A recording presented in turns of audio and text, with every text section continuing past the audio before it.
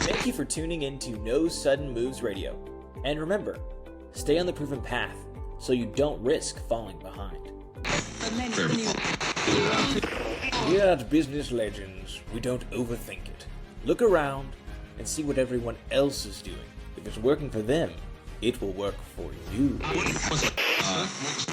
Welcome to Wait It Out, where we believe there's no reason to act now.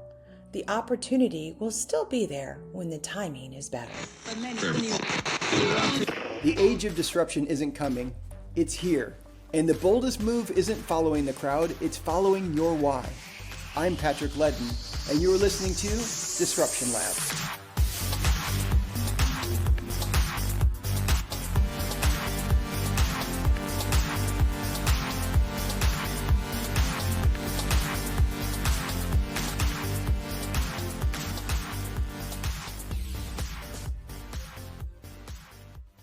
Hello, everybody, and welcome to Disruption Lab. I'm Patrick Ledden, and my guest today is Owen Fitzpatrick. He's a psychologist, a speaker, and the author who has spent more than 2 decades studying how beliefs influence our decisions, our behaviors, and our ability to change. His new book, Inner Propaganda, which is out this week, is about leading hearts and minds through turbulent times. In it, he explores why intelligent people hold on to false assumptions. I want to know more about that. Why facts alone rarely change minds, and how the stories we tell ourselves can either help us navigate disruption or keep us stuck. Today we'll talk about belief, leadership, manipulation, and how we can examine the voice inside our own heads. Owen, first of all, congratulations on the new book and welcome to Disruption Lab.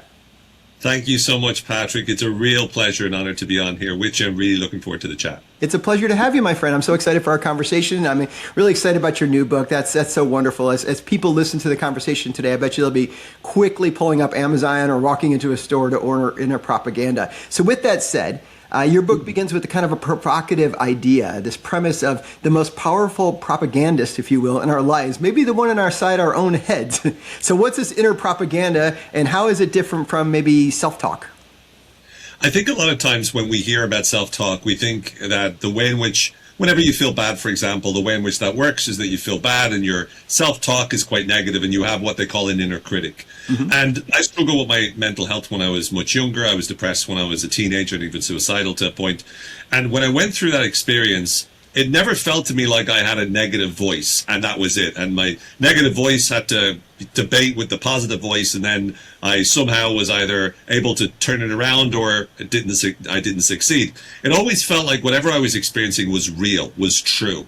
And I've been fascinated with propaganda, with cults, with persuasion, with manipulation, with how people are able to persuade large groups of people to do incomprehensible things and to do horrible evil over the history of since civilization began. And one of the things I realized was the same way that we're completely certain of our point of view because of what the media or because of our own social groups or because of what we've grown up to believe in, that same level of certainty is the same level of certainty I felt whenever I was going through my struggles when I was in a very, very dark place.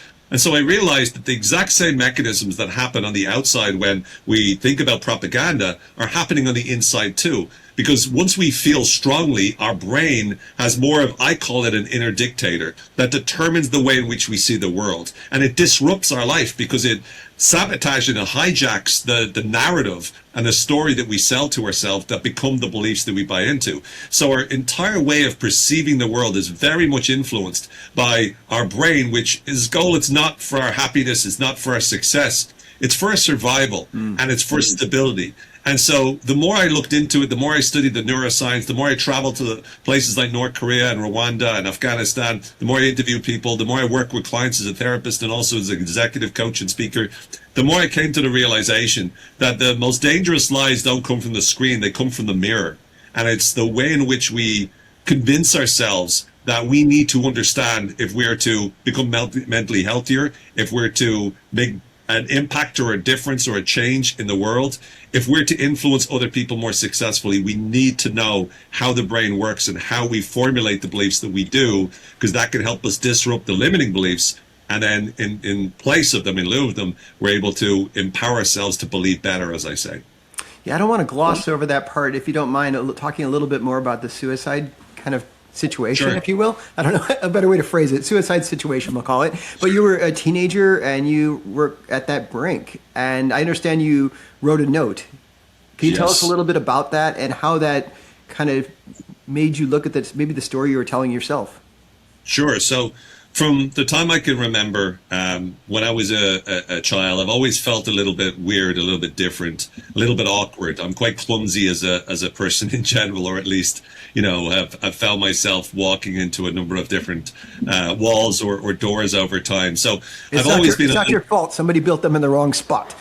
Exactly. And someone made them invisible by making it too clean and too clear. But I've always found myself a little bit different. And when I was a teenager, I really struggled it. And I was very sensitive as a child, and I was very depressed to the point where I got to the stage I was getting bullied and I was suicidal. And so one evening I went home, I started writing a suicide note because I had a compass and a few different instruments that I was going to use. And I was at my all-time low. And so I started writing a suicide note to my parents. It was like, "Dear Mom and Dad, I'm so sorry I have to do this." And one of the lines I wrote was, "I love you so, so much." And then from where I don't know exactly came this other voice, and my hands started writing a question, which was the ultimate disruptor of my entire life, where the question was, and I just written, "I love you so, so much." And the question was, "Is this how much you love them?" And that completely stopped me in my tracks, because it wasn't like the logical reasons of, "Oh, you should live because of all these reasons to live." When you're in that world, you don't see any of that. Your brain is oriented towards all the reasons why you should die. It's focusing, it's remembering all the worst memories, it's imagining all the worst futures. And so you don't logically get the opportunity. You can't reason your way out of a belief. But what happened was that question disrupted my brain and it changed the way I felt, because it started making me feel what my parents would feel if I was to do this. And I went back and forth, arguing back and forth, but that question kept coming up. And I got to the point where I visualized and imagined my parents, who I'm very, very close to this day, standing over my grave, and the pain in their eyes, the pain in their face. And it got to me, and it really impacted me in such a way that I knew at that moment there was no way I could do this. And at that moment, that was the last time I ever wrote a suicide note. Now, that didn't mean the next day I was like, "Oh, I'm happy now. My mental health is great." I was still depressed and miserable, but I knew that there was no way that I could die. I knew I had to live. And that's what drove me. That's what saved me. And the cliche is, as a psychologist, I then became obsessed with understanding everything I could about why did my belief change? Why did I go from believing I needed to die to believing I needed to live? How did that disruption transform my life? And that's where this book came from. I mean, it's, I've written a number of books before this, but everything has led up to this. This is my life's work. Every research study I've ever come across, everything that I've ever focused on about how our beliefs work, that's what I've kind of been researching and writing about. And the message starts with that story, because that's the thing that was the origination for me about everything that I'm talking about at the moment, and how it saved my life. And I wanted to help other people, not just save their lives, but also help them to, make more of an impact in terms of leading hearts and minds through the difficult times that we face today. Well, first of all, I'm so grateful that you wrote that question for yourself and you took the time to reflect on it. I can imagine the dark moment you must have been in at that time, and how that brought you back to some degree of realization that made you push back from that edge and think differently. I'm curious, have there ever been times since then where you've seen your parents experience joy and you think to yourself, boy, that joy would have been tarnished to some degree if I had gone the direction I was heading? Oh, 100%. I mean, I think like I said, I'm very close to my parents, and I get to see, even though I live far away, I visit them on a regular basis. I talk to them daily.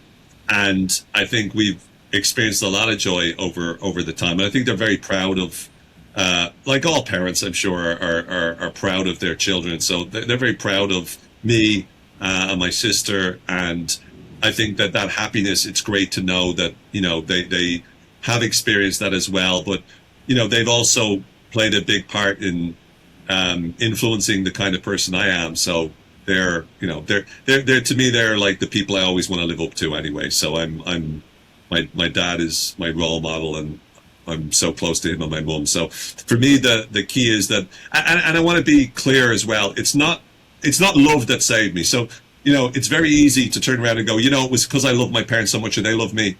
Lots of people end their lives and they're very much loved and they love the people there. Yeah. It wasn't that. It was that in that moment, that question directed my attention. So I fell completely into feeling that sense of urgency that I could not do this to them. So it wasn't a case of just love, because again, that happens to, the best people can sometimes, make the worst choice. But it's because that allowed me to see things that I wasn't seeing in that moment. And I think ultimately that's what matters. That's why I got saved. It wasn't out of love. It was out of focusing on the right thing, which I was forced into by this question that changed my feelings in this moment. And it didn't change from sadness to happiness. It changed from sadness to fear and guilt over what might happen to them. That's what actually helped me save my life. How have you seen the conversation about mental health in general change from, at that point when you were 14 till now? I didn't grow up in Dublin. I'm older. Sure. I believe I'm older than you, probably sizably older than you. So, but I just know when I was a kid, I was kind of taught more like bury those things, compartmentalize those things. It was considered like a sign of weakness if you talked about mental health related things. I mean, how have you seen that pendulum swing or the trajectory of this change? I think, and again, I might be getting this wrong, but I think there's I think it's a real quote, but I think Freud was the one who said the only people that are, not amenable to the work of psychoanalysis is the Irish, right? And it's kind of like this notion of, in Ireland for years, and certainly when I was a child, the notion of therapy was like insane. Like in the early 1990s, which is when this happened, the chance of going to therapy was very sort of, there's no way it would happen. It's a lot better now than it was then, but America is always, certainly New York, certainly, the experience I've had over here, it's more a case of if you don't have a therapist, what's wrong with you? Whereas, in Ireland for years, it was not like that. It's definitely better than it was, but it still has a ways to go. Fundamentally, from an Irish perspective, like we do have a sort of a view of life where life is tough. And if you read any like great literature from the incredible Irish authors, part of, I think, what makes them so great is that they see the pain in life and they're able to express it in such a poetic and beautiful way. And that's from, James Joyce to Cormac McCarthy, right? You're talking about the ability to identify the darkness, the dark side of life, and to recognize it is something that Irish people tend to do really well. Even amazing singers as well as the same thing, and our own history brings it. So I think definitely and humor in Ireland follows this path. Yeah, the darkest type of humor in Ireland. We have a very dark sense of humor, which I absolutely love. So I could gush all day about how much I love the culture, but one of the challenges is that it wasn't the norm, and so back then, I was suicidal. I never went to therapy. I eventually became a therapist, and that's when I went to therapy for the first time, because in order to become a therapist, you have to, experience therapy. But before that, it was not even a thing. I hid my mental health troubles from my parents. They didn't even know until many years later what I went through. But I, again, was very sort of private. I didn't have many friends. I didn't have anyone I could talk to, really. So I kind of kept it to myself and bubbled, and then because I couldn't, do anything, I just started to learn about, how am I going to improve this? And that's, again, what drove me. That's why I'm still obsessed, more than 30 years later, with learning everything I can about why we believe what we believe and how to change it. And I owe that experience, because if I never had that experience, that disrupted my life, and it gave me the life that I have now, which I'm very, very grateful for. And I think that's the key, is a lot of times the worst experiences in hindsight become the best experiences, and that's certainly true for me.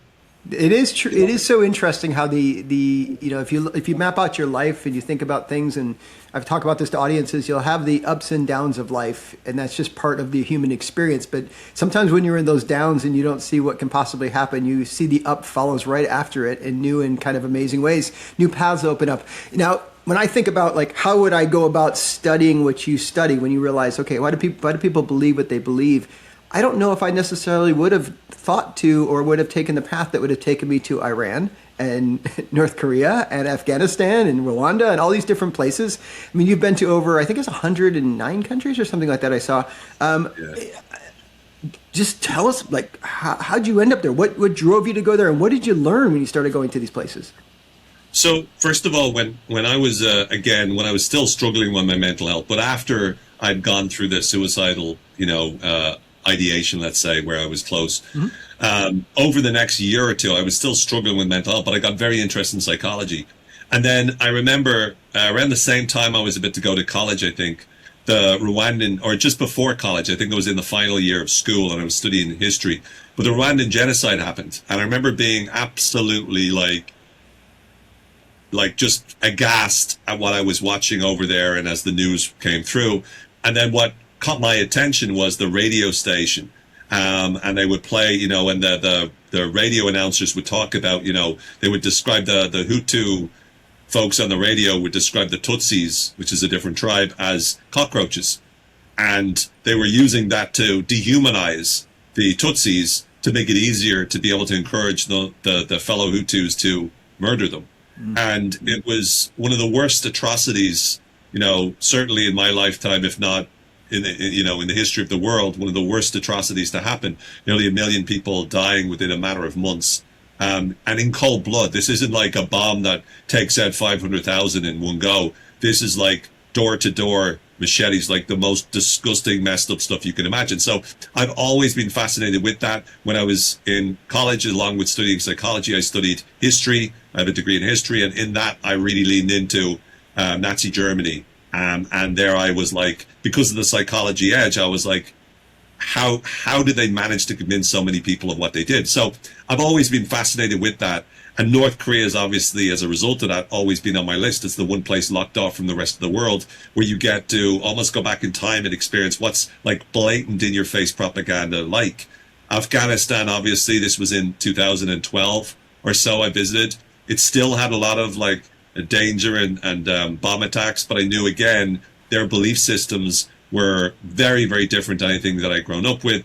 Again, I went to Rwanda to learn about there. I went to Iran again for similar. So all of these places I was driven to go because I wanted to meet as many people as possible from different parts of the world with different beliefs. And what drove me to more than 100 countries is the same thing. It's not like, oh, now I've been in this country, now I've been in that country. It's the conversations I have. And that allows me, I want to do two things. I want to travel to as many places as possible, and I also want to travel in as many minds as possible, and that's where my love of reading comes from, because the reading gives you a direct channel towards other people's brains. And for me, those are the two most important drivers. Travel and books have been something that have kept me going. So with regards to the propaganda piece, traveling to North Korea, when I came back from there, people said, it must have been crazy with all the propaganda. And I said, well, the main difference between North Korea and, let's say, America is in North Korea, you got one point of view. In America, you've got two. And obviously I was being glib there because, we've a lot more nuance than that. But in North Korea, one point of view or perspective is, this is the narrative that everyone should believe. In America, a lot of times it's like, depending on what news channel, it's either the left or the right, and you pick your side. But how much better is two options versus one option?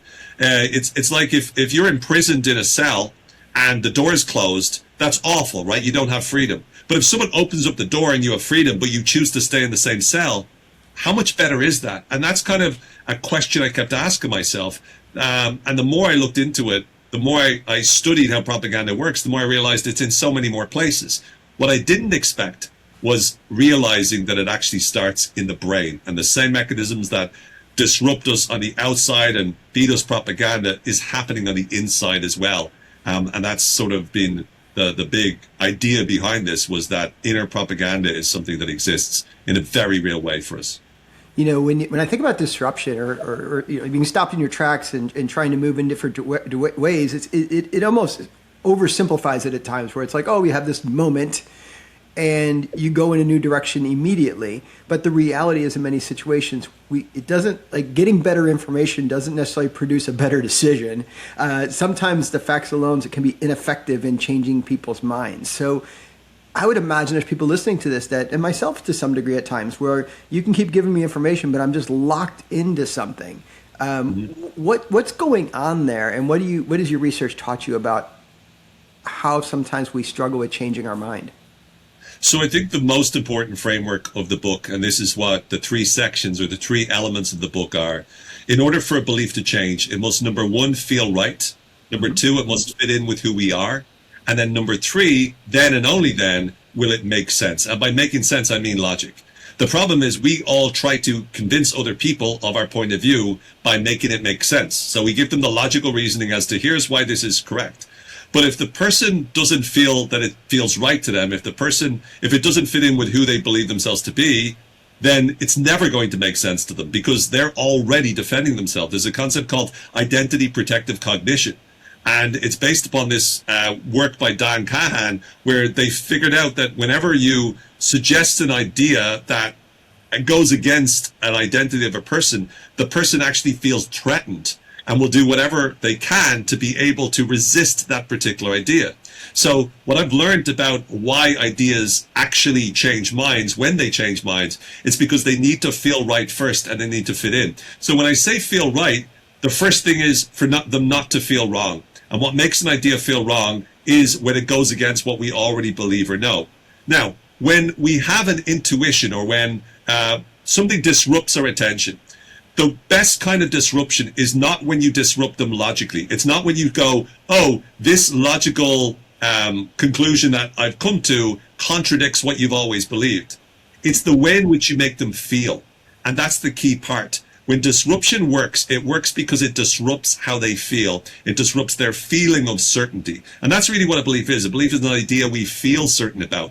And when you create a story or you give an example that is vivid and strong and it helps people to look at things like my question did for me, look at things in a different way and it feels different, that's what opens up the door. That's what triggers the release of dopamine, which gets us to, activate and feel very, very motivated. It's what allows surprise to sometimes change minds. But often we try to change minds by correcting people. We think that the right thing to do is argue against them and disrupt them by showing the error of their logic. But no one ever turns around going, I really want to be wrong. I'm listening to your argument going, oh my goodness, you're right. I was totally wrong. That's not the way we change our mind. How we change our mind is it feels different. And when it feels different, our brain then goes and scrambles and goes, why is this different? We look for the reasoning. We see whether or not it fits in with who we want to be, the identity that we have for ourselves, or maybe the identity that our group has. And if it fits in with that identity, all of a sudden now we're thinking or feeling different. I'll give you a simple, really quick example.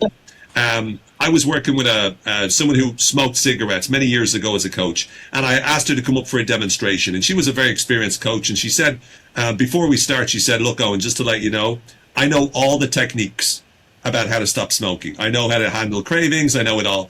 But none of it will work for me because I'm just a smoker. That's just who I am. So I said to her, how many cigarettes do you smoke in a day? And she says about 20. I said, how long do you spend smoking the cigarettes? She said about 4 minutes each. I said, cool. So that's about 80 minutes a day. She goes, yes. I said, so if you spend 80 minutes a day smoking, how much time do you spend not smoking? She goes, 22 hours and 40 minutes. I said, so if you had two jobs, one you did 22 hours and 40 minutes, the other you did 80 minutes, which one would you describe yourself as? She said, the one I do 22 hours and 40 minutes. I said, so what that means is you're a non-smoker who smokes for 80 minutes a day. And at that moment, she just stopped. It was a big disruption for her because she just stops and she just goes, I never thought about it like that before. And that gave her the permission. I saw her 5 or 6 years later. She hadn't touched a cigarette since that day.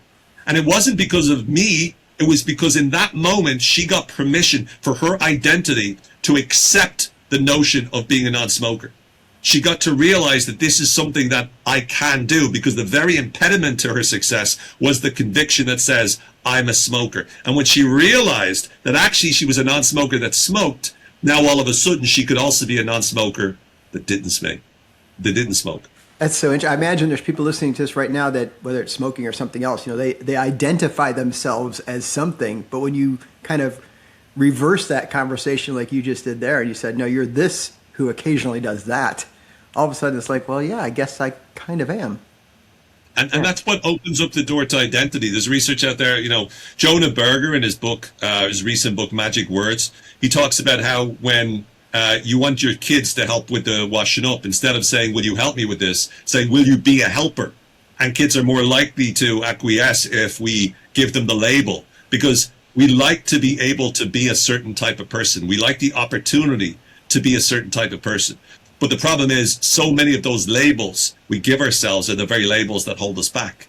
And that's problematic. When I was in school, I remember I studied art, and I wasn't very good. I was so bad, in fact, what happened was, at the end of the year, the art teacher called me up to the front and said, listen, Owen, are you thinking of choosing art to do next year? And I said, well, actually, yes, I really enjoy it. She said, I'll tell you what I'll do. I'll pass you if you promise never to pick up a paintbrush again. And so in that moment, like, I took the deal, but in that moment, I'm like, okay, I guess I'm not artistic. And that, for years, that sort of stuck with me. And it didn't cause a massive amount of pain, because it's not like I was going to go into art or anything. But it's how easily we could start to build this identity for ourselves. And we think we're these logical geniuses that we're always correct about, this is what I'm good at, this is what I'm bad at, it is what it is. But how often have we been wrong? How often have we made mistakes? And the reason we make mistakes is that because logic doesn't work the way we think it does. We don't come to our conclusions because we're super rational, logical human beings. More often than not, we come to those conclusions because we feel something's right, it fits in with who we are, and then our brains go to work and use logic more as a lawyer than as an investigator. We look for it less. It's explaining why it's rational for us to do X, Y, and Z. It's interesting. As you might imagine, in the work I've done on disruption, I've got a 2x2 block in there. Of course, I mean that's from academia, and in the 2x2 block says, well, sometimes you might be moving the disruption. You might choose to move toward change, like on your own. You might embrace change, or as a team, or leader of teams, or create a movement toward change. And then I say, but you notice we don't call our work change everything. We call it disrupt everything. The other choice you could make in that moment is to move towards stability. You could say, I'm not going to embrace that change. And I think I've noticed, and I'd love to hear your thought on this, as I talk to people about that, there's almost something that happens in that moment when I say, well, we don't call it change everything. We call it disrupt everything. And sometimes the most disruptive thing you can do is say no to change. All of a sudden, some people who maybe their own natural tendency oftentimes is to seek stability, start to see themselves, so I'm disruptive too. Yeah, you are disruptive too, because if everybody's going that way and you say, wait a minute, if we go that way, we forget who we are, what we're trying to be as a team or whatever, everybody's going to look at you and go, come on, the whole industry's doing it. And you're like, but it's not the right thing for us. And that's disruptive. I think I see them kind of seeing it, like reframing what it means to be a disruptor in that moment. I think that's a great example. I think the problem is a lot of times I work with a lot of organizations that are looking to engineer more change, to get their folks to be able to experience more change. The problem is, in your goal to be able to help people to create change, you're speaking to some people who just don't want to change.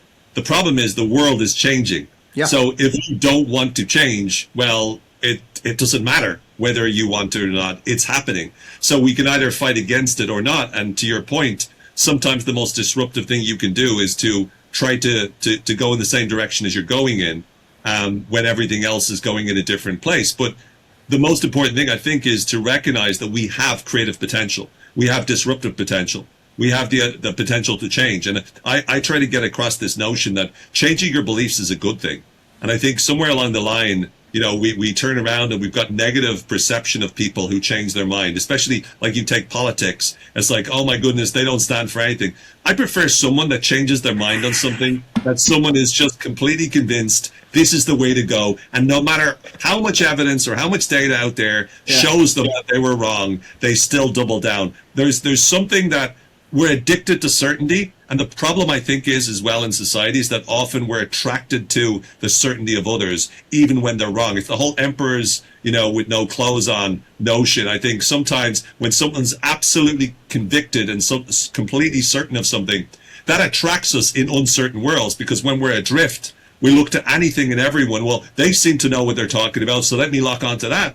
But some of the most certain people are often some of the most wrong people. And I think there's a depth of nuance in our culture. And I think the ultimate, I suppose, goal for improving our thinking that I believe would be a huge disruptor is starting to value nuance again. I think people talk about critical thinking. The problem with critical thinking, I think critical thinking is really important. But the one problem with that is that oftentimes you use critical thinking as well as a skill that you can leverage to be able to knock any ideas that don't feel right to you.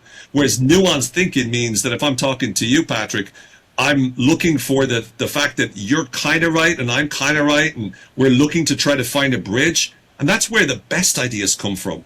The problem with AI, for example, is that AI has obviously come along and disrupted, so much of society. But when we talk about our own brains and we talk about the way in which our brains work, the problem is not that AI gets things wrong. It's that it reinforces when we get things wrong. So it's not just the hallucinations, which is obviously an issue, but it's really the fact that it gives us a sense of confidence in whatever comes out. Like when I was writing my book, I would send a very early draft of a chapter, and I would say, "What do you think?" And ChatGPT or whoever would go, "This was amazing. You're one of the greatest people ever. You're better than Hemingway." Like it would just tell me all of this ridiculous stuff that I knew was not true, but it felt so good just to read it. I was like, "Oh, let me just ask you again. What did you think of this chapter?" And it told me this, but then I went out with it's very easy to get a false sense of confidence in your work. So it's really critical that we recognize this tendency, because if we are to become great at disrupting things, we need to be comfortable in knowing what our ultimate goal is. And that is always about, how can we make it better? How can I make my writing better? How can I make my thinking better? How can I make my life better? That's what ultimately disrupting everything, I believe, is always about, making things better than they were before. Not just so that you can be disruptive, but so you can help people to change the way in which they're thinking. And again, to your point, the word change isn't always positive, but I think it's a very powerful concept because of what it can do. Yeah, it really, it's interesting as you were talking, I wrote down the word academics and then politics, because when you were talking earlier about the idea of getting, and this is my language, not yours, but hopefully I'll get it about right, if not correct me, but you kind of get so entrenched in your belief on something that you start to see yourself as your main job is to just defend that against everything, right? And, and academia is a bit like that. If you're growing up in academics and you're publishing things, and you eventually are going to probably run into a point where you start to get challenged for what you're publishing. And oftentimes it isn't a moment for someone to become more open-minded to research. It can be a time where they say, no, I'm going to dig in deeper because my whole credibility in my mind is based upon this. So you see it in academics. You see it in politics too, where you said earlier the idea that, I can't be enlightened. I can't learn something new. I can't be informed by something because then I'm a flip-flopper. As opposed to just saying, well, I learned something new, and that happened to take me more this path or more that path in my decision-making process, because that's part of human growth. Both of those type of things are kind of poo-pooed, right? People don't like those things. So what the heck am I supposed to do? And point me back to your book, but what am I supposed to do if I'm leading a team or working with people and they have some beliefs and there is something new as an opportunity for us, or I want to explore something different with me, and they're living in a world that's kind of reinforcing this idea of be entrenched. Don't flip-flop. Don't change your mind. What got you here will help you get there, type of thing. What can I do as a leader to help them think it through? So just briefly, in terms of the whole nature of politics and academia, just one quick point on that. I think the problem is the reinforcement and the incentivization that is given. Like, for example, in politics, you're incentivized to be extreme. You're incentivized to have a strong point of view. You're incentivized to stay part of the group.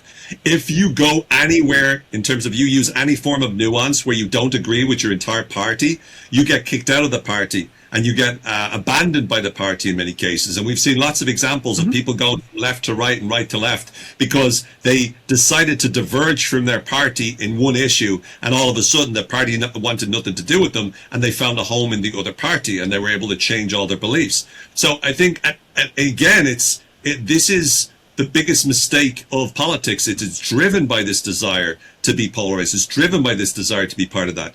And then if you take it in terms of what leaders can do in terms of making a difference, because in academia the problem is if you don't make a strong point that is adding value, that is surprising, you're not going to get much traction on it either. And then to your point, you got to defend your point of view. But nuance isn't always optimized for in academia either, even though it's an integral part of the actual process of the scientific process. But if you look as a leader, practically, what do I do in order to get my team to make a change when entrenchment can often be something that is just part of the course? I believe that the most important thing is you need to make the change feel right. So the simple example I like to give is, as a leader, we want to convince people to use more AI, to embrace AI, right? We go along to a conference on AI. We come back from that conference, we get our team together, we go, hey, everyone, okay, we are going to embrace AI. I want you all on tools. I want you to do that. Now, you got some people inside, the early adopters on the team, the enthusiasts, and they're saying to themselves, fantastic, it feels right, it fits in with who I am, I'm an innovator, I'm a potential AI ninja, I'm great with this sort of stuff, I cannot wait. But then you got other folks, and obviously you got people that are okay with it, but you got other folks that are like, no. And they will say yes. It's not that they'll turn around and say no because they don't want to be like the person who says no, but they'll say, sure, we can do that, no problem, Patrick. But inside their mind going, so basically you want me to train AI to take my job, is it? Yeah, they'll nod, whatever topic it is, but they'll nod their head and then they'll walk out and have the meeting after the meeting that you kind of want them to have with you, but they have it about you. Yes, and that's part of the culture. The real culture is the conversation they have in the hallway, not the conversation they have in the room. So they have this inner propaganda going on inside their head, and that inner propaganda is AI is going to take my job. It's this, it's that, it's the other, it's the work of the devil, it's overhyped, whatever it is. So if you want to convince them, you don't turn around going, here's the strategy, here's the 16 reasons why we're going to do this. Because you're already talking to someone whose identity is threatened, who feels that this feels wrong. So nothing you say, no amount of logic is going to get through. So instead, what you want to do is you want to have a conversation with them where you bring them into the fold, where you get them to air their fears or concerns or perspectives on AI, where you talk through with them, where you help them to design a new identity. If I'm a coder and an AI does, now all my coding, and you're trying to encourage me to use AI for coding, what about my identity? Now all of a sudden, what am I if I'm not a coder? I went to university for years to learn this, and now all of a sudden you want me to teach an AI so it could take it off me within a matter of weeks, right? So as a leader, we need to help those folks to be able to become the kind of people that are savvy with and comfortable with and happy with artificial intelligence and incorporating in it. But if we don't design that identity for them, then they will use their current identity to resist any encroachments upon them. And so we need, as leaders, I believe, to make sure it feels right by figuring out how they feel and helping them to see the benefits and how good it would be for them if they do embrace AI and incorporate it into their daily work, and also who they would be and how much better they would be if they were to do this, helping them, working with them to craft a message where they can start to see themselves as using it in their future and it enhancing who they are, which is really, I think, much better a chance than going in there trying to logic, as Adam Grant would say, logic bully them into accepting that AI is now here. We gotta do it, So other than picking up a copy of Inner Propaganda to help me as a leader doing that, what would you practically say to me? Because I encourage people to do that. But what would you encourage or help me understand to say, okay, this is leadership, Patrick. That's kind of manipulation. How do I understand when I'm playing the leadership role as opposed to I'm just trying to manipulate people, which sometimes leaders fall into that trap? So I believe in a concept, like I sort of talk about the concept of belief leadership, which is the term I use to describe helping people to cultivate beliefs and ideas worth believing in. Now, that important piece of that message is ideas worth believing in. So what makes an idea worth believing in?